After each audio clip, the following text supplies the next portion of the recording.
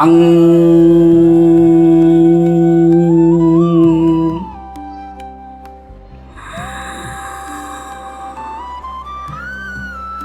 లం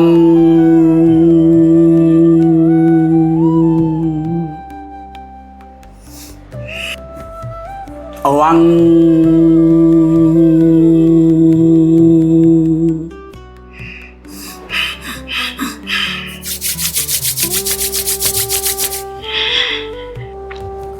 హర గురుదేవ్.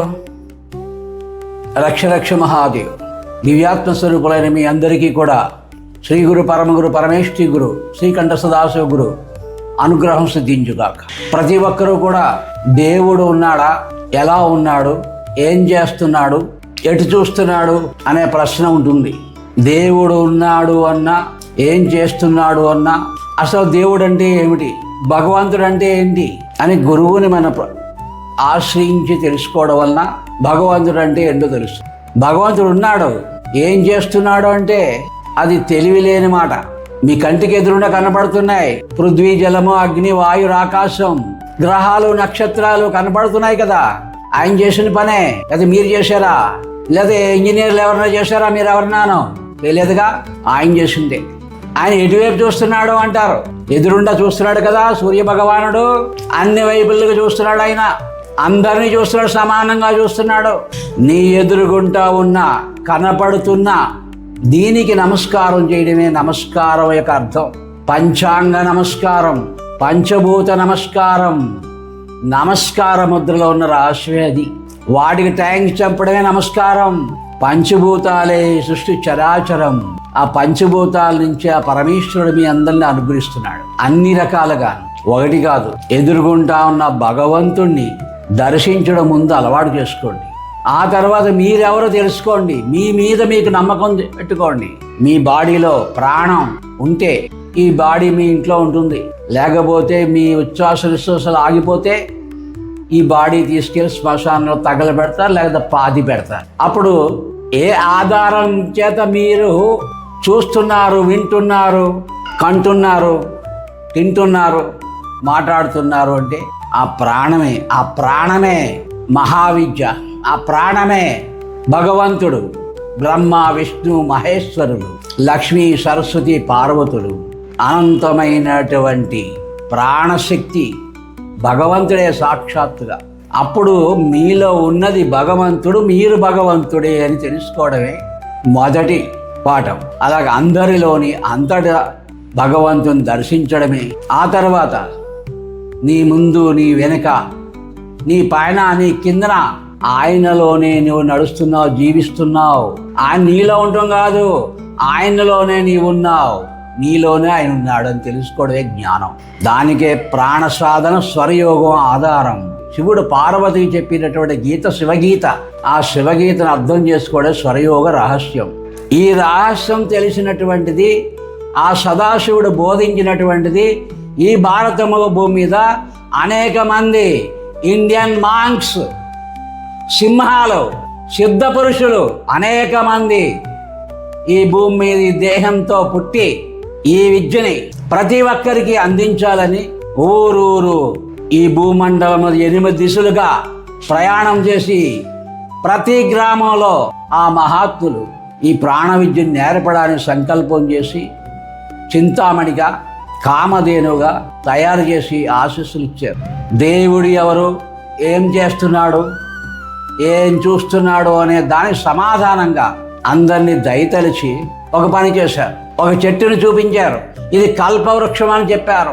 ఈ కల్పవృక్షానికి ఒక ఖాళీ సంచిని తగిలించారు.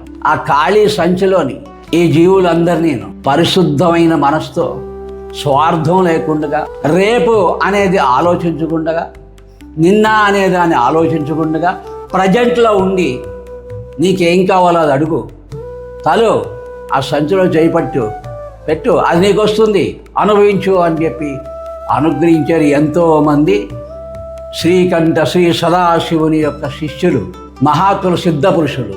అదే స్వరయోగం, అదే కల్పవృక్ష యోగం, అదే చింతామణి యోగం, అదే కామధేను యోగం, స్వరయోగం. అట్లాంటి విద్య ఈ కాలంలో కూడా మహాత్ములు ఎందరో ఉన్నారు, అందరూ సాధించారు. వారందరూ కూడా ఈ పశువులు, ఈ జీవులు యొక్క కష్టాన్ని, బాధని చూసి వాళ్ళ హృదయాలు ద్రవించిని, వాళ్ళ కరుణ అమృతం సాగరమై మీ అందరికీ అనుగ్రహిస్తున్నారు. వారందరూ కూడా పశుపతులయ్యారు, మూల విరాట్ అయిపోయారు. మూల విరాట్గా ఉండి ఉత్సాహగ్రాలుగా మిమ్మల్ని కరుణించడానికి మీ ముందుకు వచ్చి మిమ్మల్ని అందరినీ పశువులని మిమ్మల్ని పోషించడానికి భక్తి మార్గంలో వారు అనుగ్రహిస్తున్నారు. ఇప్పటికీ కూడా వారే మన భారత భూమిలో జగద్గురువులు, శ్రీశైల జగద్గురువులు, కాశీ జగద్గురువులు, కంచి జగద్గురువులు, శృంగేరి జగద్గురువులు, అలాగే రవిశంకర్ గురూజీ, అలాగే గణపతి సచ్చిదానంద మహారాజ్, అలాగే కుర్తాలం పీఠాధిపతి సిద్ధేశ్వరానంద భారతి, అలాగే ఇంకా ఎందరో మహాత్ములు వారి కరుణ అమృతాన్ని వారు ఉత్సవ విగ్రహంలాగా తయారయ్యి మిమ్మల్ని అందరినీ అనుగ్రహిస్తున్నారు. వారి దయ, వారి అనుగ్రహం, వారి కరుణ అమృతం హృదయపూర్వక నమస్కారం చేయవచ్చు, సాష్టాంగ నమస్కారం చేయవచ్చు. అయితే నేను కోరేది అది కాదు. ఈ మహాత్ములందరూ పశుపతులుగా ఎలా అయ్యారు, ఈ పశువుల్ని పశుపతులుగా ఎలా చెయ్యాలి, అజ్ఞానం అనే, స్వార్థం అనే భేద బుద్ధి తొలగించి ఆత్మజ్యోతిని వెలిగించి అందరినీ కూడా గురువుని మించిన శిష్యులుగా, తండ్రిని మించిన కొడుకులుగా తయారు చేయాలన్నదే మా హృదయ సంకల్పం.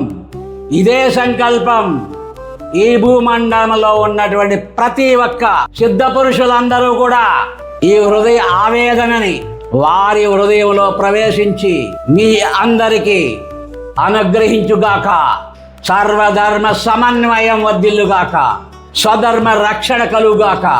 మీరందరూ భారతమాత ముద్దు బిడ్డలు సింహగర్జన స్వరయోగం ప్రాణ విద్య ప్రజ్వలించి ఈ భూమండలం అంతా కూడా స్వర్ణయుగం, సత్యయుగం, ధర్మయుగంగా వర్ధిల్లుగాక అని అనంతమైనటువంటి దివ్య సంకల్పం తెలియజేస్తూ, ముఖ్యంగా మద్గురు శ్రీ శ్రీ శ్రీ కృష్ణ పరమహంస గురుదేవులు ఇచ్చిన సందేశం, దివ్య సందేశం. ప్రతి ఒక్కరూ కూడా ఏది చెప్పినా యోగం గాని, పూజ గాని, యజ్ఞం గాని, జపం గాని, తపం గాని ఏది చేయాలన్నా ఆకలి బాధ, దరిద్ర బాధ, ఆ బాధ తొలగి శాంతి కలిగి నీకు వ్యక్తిగతంగా ఒక మెరాకిల్ జరిగితే తద్వారా నువ్వు ఏమైనా చేస్తావు.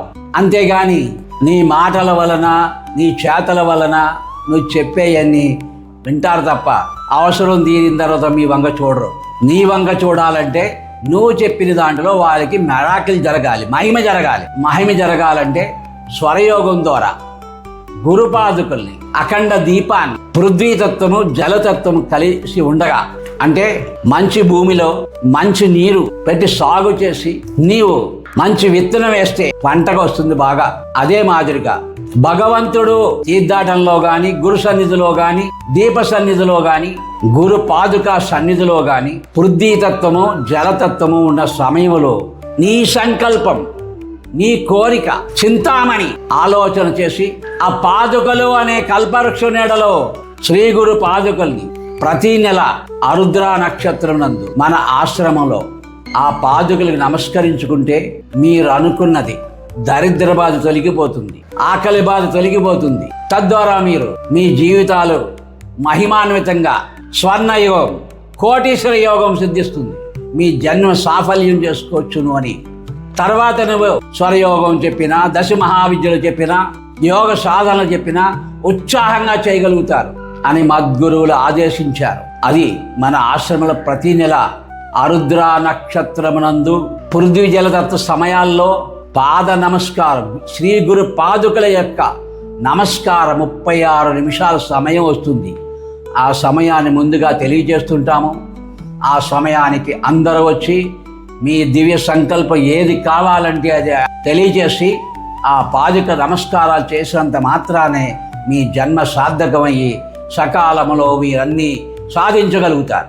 ఆ తర్వాత మేము చెప్పే స్వరయోగం, ప్రాణ సాధన, దశ మహావిద్యలు నేర్చుకుని స్వాతంత్రంగా ప్రతిరోజు కూడా మీ జీవితం అంతా కూడా కామధేను కల్పతరు చింతామణిగా ప్రతిదీ మహిమాన్వితంగా ఎలా మీ జీవితాలు మలుచుకుని భగవంతుడితో అనుసంధానం చేయాలో ఆ ఎరుక జ్ఞానం అనుగ్రహించడానికి అది మా హృదయం యొక్క ప్రేమామృత వర్షం ఆశిస్తుంది.